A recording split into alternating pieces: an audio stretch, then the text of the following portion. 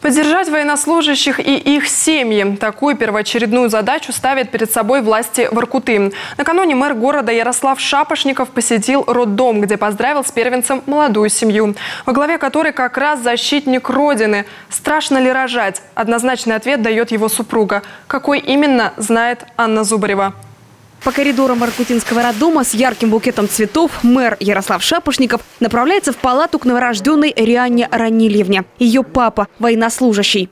Хочу от лица лично от себя, от администрации нашего города доблестного Воркута поздравить вас с рождением вашей малышки, пожелать вам крепкого здоровья в первую очередь нее и для вас.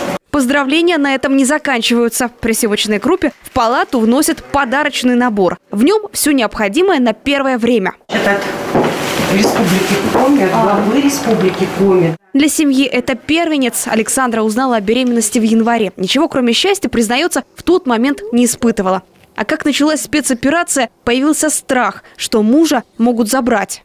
Потом как-то подуспокоилась, все равно решение было рожать, естественно. Где-то я слышала, уже не помню где, тоже среди миллионных интервью, которые просмотрены насчет спецоперации, что дети, рожденные, как раз-таки зачатые, и в утробе находящиеся в это время, они наоборот будут нести мир при рождении. То есть они не будут настроены на вот эти все распри, междоусобицы между людьми. Администрация Воркуты сегодня, когда отцы, братья, сыновья далеко, там, где свистят пули и то и дело случаются взрывы, ставит для себя первоочередную задачу – поддержать военнослужащих и их семьи. При всем при этом жизнь продолжается. У нас рождаются дети, у нас растут они, ходят в детские сады, в школы.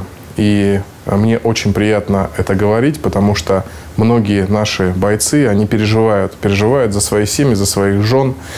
И я хочу сказать, что те добровольцы, которые от нас ушли, чтобы они не переживали. Их семьи остаются в тепле и в комфорте, а мы для этого будем делать все. А воркутинский роддом, как одно из доказательств, жизнь продолжается, несмотря ни на что. Анна Зубарева, Ирина Шумихина, Кирилл Нифонтов, телеканал Юрган, Воркута.